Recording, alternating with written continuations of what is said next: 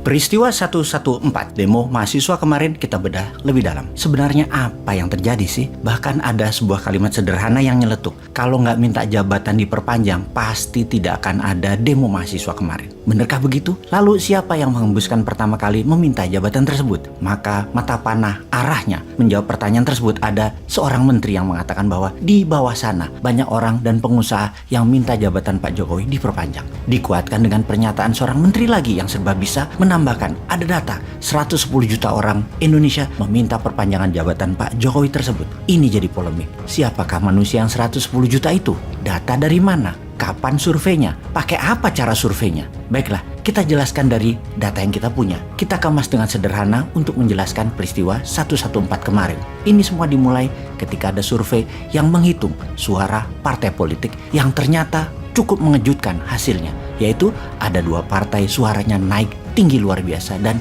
banyak partai yang suaranya berkurang jauh. Sejak saat itulah muasal awal dari peristiwa hingga mahasiswa turun ke jalan. Kok bisa begitu? Kita ulas. Hasil survei, PDIP suaranya naik ke 21%. Partai Demokrat, partai oposisi tersebut naik ke 12%. Partai pendukung pemerintah lainnya turun. Golkar 78%, PKB 4%, Nasdem 78%, juga sisanya turun semua termasuk Gerindra sekitar 13%. Pastinya kenaikan suara Partai Demokrat mengejutkan. Kalau utak-atik politik dilakukan, jika semua ini didiamkan sampai tahun 2024, maka diperkirakan Partai Demokrat akan terus naik suaranya, begitu juga PDIP. Ini menarik, ini anomali. Namun ini menunjukkan pemerintah dengan partai pendukung utamanya PDIP agaknya telah terjadi pemisahan bagi konstituen. Alias PDIP saat ini berkesan hanya partai pendukung pemerintah, bukan partai utama pemerintah. Padahal PDIP adalah partainya Pak Jokowi. Namun banyaknya anasir, orang-orang non-partai di sekeliling presiden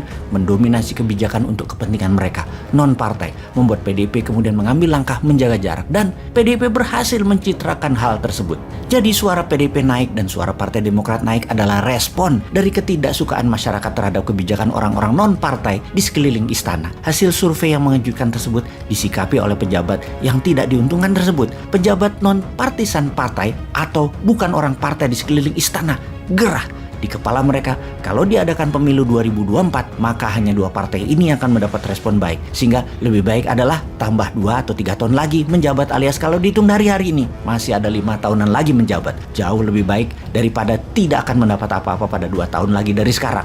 Atau hanya tersisa 2 tahun lagi peluangnya. Makanya partai dan petinggi partai yang mendukung perpanjangan jabatan adalah partai yang suaranya turun dan dekat dengan pengatur negara ini di pusat pemerintahan, yaitu Partai Kuning, Golkar, PKB, PAN yang memang turun jauh suaranya dan yang menyuarakan juga menteri non-partai atau yang partainya suaranya turun. Bagaimana kalau begitu kita melihatnya? Kemudian berdemo, menekan pemerintah tujuan utamanya hanya satu, tidak ada perpanjangan jabatan dan pastikan presiden menandatangani Kepres tanggal 14 Februari 2024 adalah hari Pilpres. Selama Kepres Pilpres 2024 itu belum ditandatangani, maka demo mahasiswa atau mungkin bertambah unsur lainnya akan terus terjadi, berulang dan membesar. Peristiwa 114 kemarin baru langkah awal. Sifatnya hanya mereda sementara setelah demo usai. Namun jika Kepres belum juga ditandatangani, maka keadaan akan terus memanas. Jadi kalau belum ditandatangani juga, maka pilihannya adalah demo untuk melakukan parlemen jalanan. Presiden akan diturunkan dan digoyang oleh parlemen jalanan. Tentunya hal ini tidak dimaui oleh banyak pihak, terutama incumbent. Tidak terhormat diturunkan di tengah jalan tersebut. Dan ini juga membuat citra Indonesia di mata dunia sebagai negara demokrasi